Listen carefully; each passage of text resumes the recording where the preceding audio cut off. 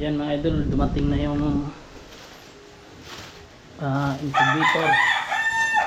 incubator na ano, in-order natin sa Lazada, ay sa Shopee. Ayan.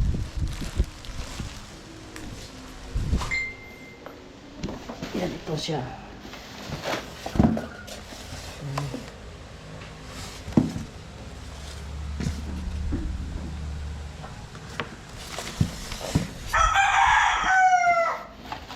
Ito, sakal.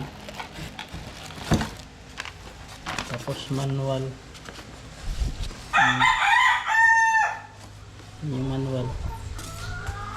Tapos ito lagayan ng tubig. Then ito yung takip sa loob. Ayan. Try natin kung makapapisa ba to. 50 ano to eh, 50 capacity, 56.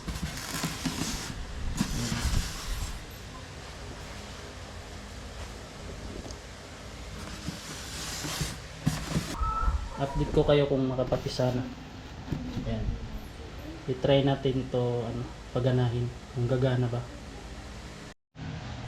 Yan, itong sahig na to, ito. Yan, ito yung heater niya. Ito yung magbibigay ng init. Then ilalagay dito yung tubig. Ganyan siya. I-demo natin yan mamaya. Testing muna natin kung gagana. Ayan, sinaksak na natin mga idol. Gumana naman. Ayan, titingnan lang natin kung magbabago yung temperature niya. Ayan, tumataas siya, tumataas.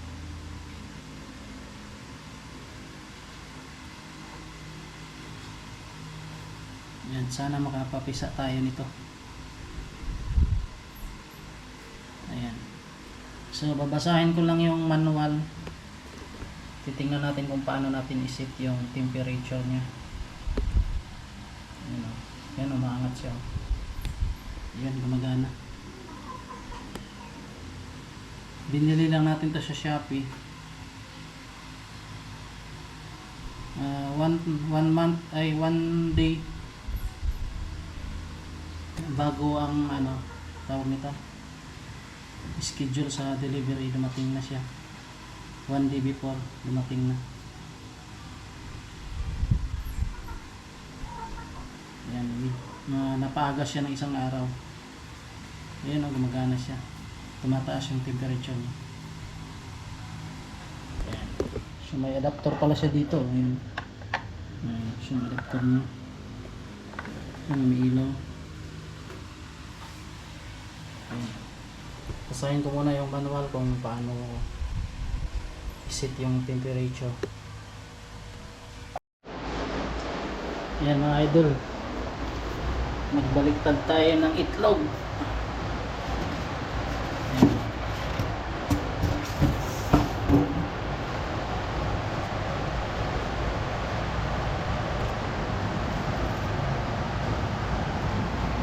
Balikta rin.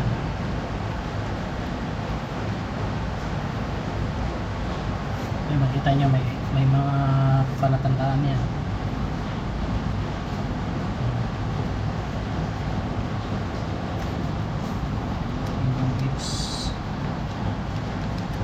Dalawang batch to.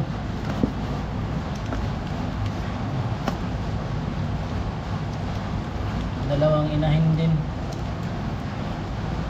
Yung sa kapitbahay ko, andito rin.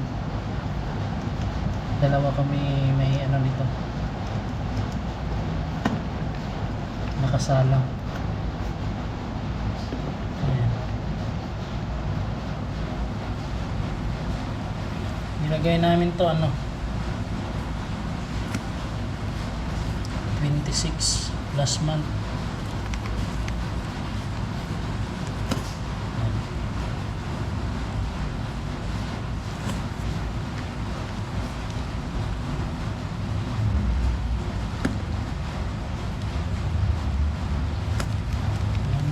Baliktad.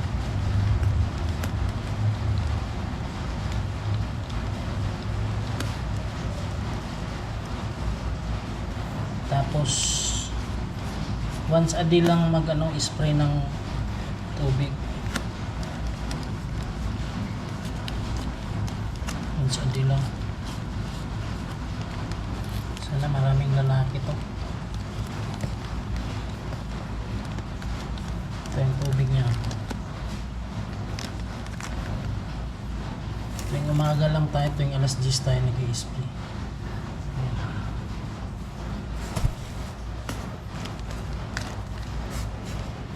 17 or 16 isa na yan. Yung unang nilagay namin dyan na 12 piraso. Ayan yung temperature niyan nakasit sa 37.7, tapos bababa lang ng 37.6. Mga idol,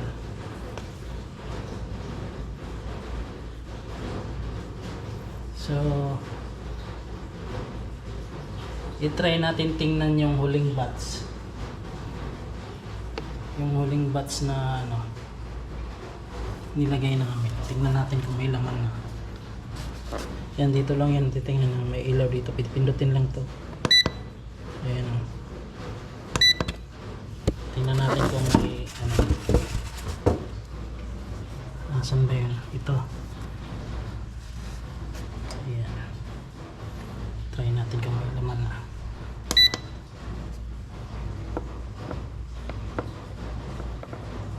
Ay, walang laman to. Walang laman.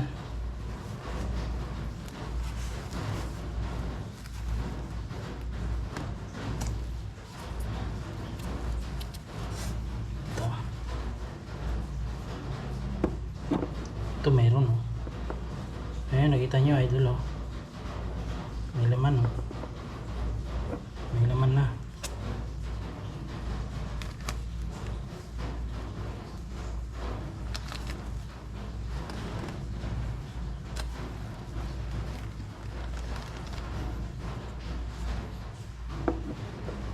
Ayan ito may laman. Ayan may mata na kita nyo yan. Yan may mata na. Ito yung pangalawang batch na nilagay namin. May mata na, ang daming ugat, diba? Yan lang yan, idol.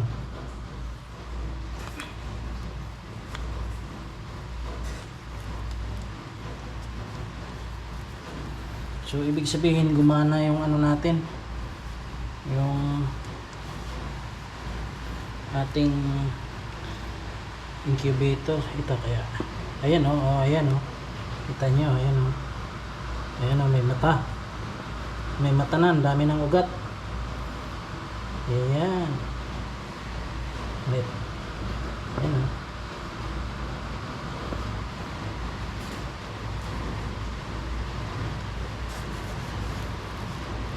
lumana na siya idol. So yung nakita natin baka yung mga pahabol namin kanina, yung walang laman, ibig sabihin hindi pa nabuo. Kasi yung iba may laman na Ito walang laman. Walang laman.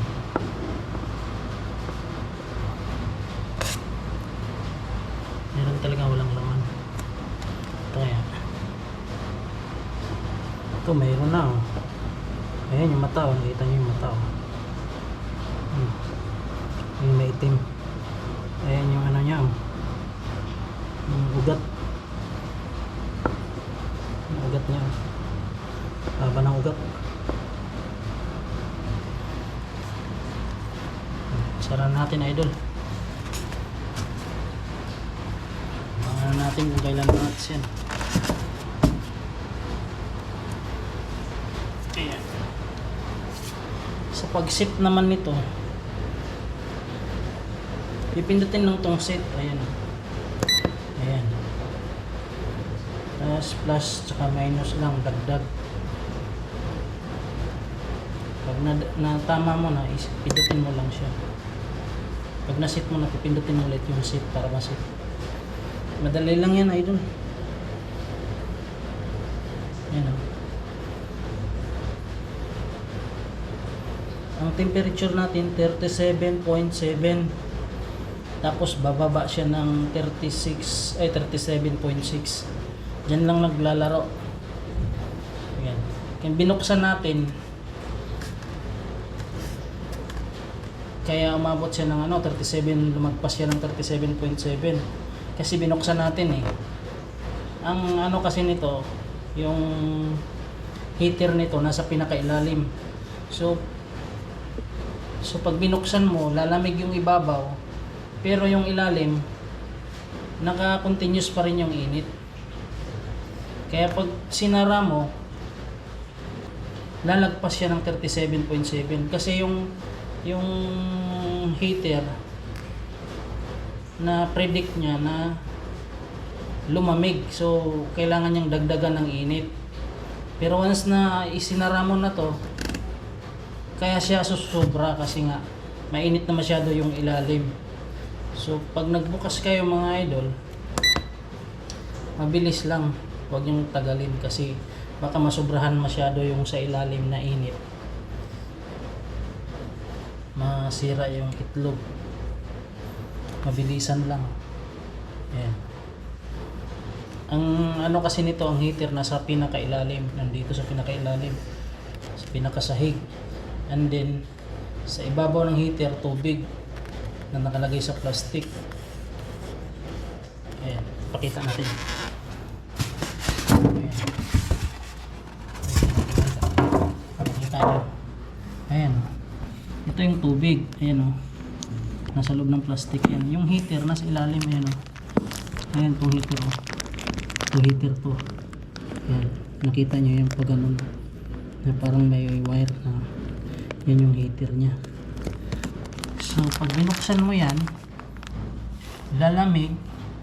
So yung heater magpo-produce ulit ng init kasi akala niya kulang yung init na binigay niya. Ngayon pag sinara mo na, sobra siya. Pero pag sinara mo na ng mga ilang minuto, mga 2 minutes, babalik na yan sa dati. Mag-a-adjust na yung temperature. Kaya tingnan mo, sumobra siya, di ba? Babalik yan.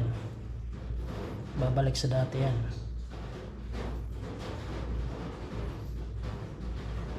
Bababa yan. Yun na sumobra, no? Kasi kasasara lang natin eh. Pero wala namang kaso yan kasi mabilis lang naman idol. 38 to 40. Basta mabilis lang, walang kaso yan.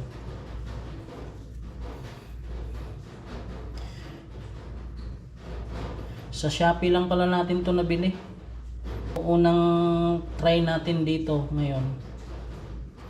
Try natin magsalang. Unang salang natin to. Sana mag-crack yung mga itlog. Tatama yung natin. Yung tawag nito, yung sa tubig. Anong tawag yun? Basta yung pag-spray ng tubig kasi yung mga automatic mayroon na talagang yung humidity pala, yung humidity niya may nagsusukat din doon pag automatic yung ginagamit natin na na incubator. Dito kasi hindi to automatic, semi-automatic lang to eh. Kumbaga ikaw pa yung mag-i-spray ng tubig, then ikaw pa rin yung mag-iikot ng itlog. So pag nag-spray pala tayo mga idol, ayan, nag-spray tayo na. Hindi natin di ba, nag-spray tayo. Hindi natin i-spray dito. Ano nangyari to?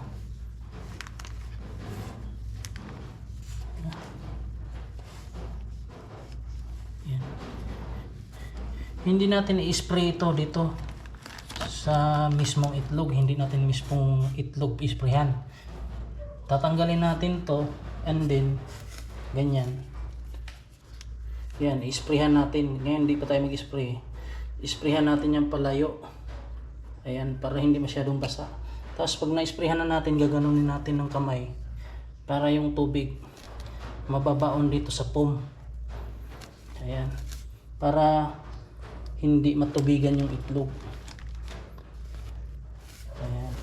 Ang pag nag-spray, isang beses lang sa isang araw. So ang schedule ko sa pag-spray nito, every morning lang sa alas 10 ng umaga nag-spray. Sa gabi hindi ko na ini-sprayan, binabaliktad ko lang kasi twice a day yan binabaliktad yung itlog eh. Ayan o.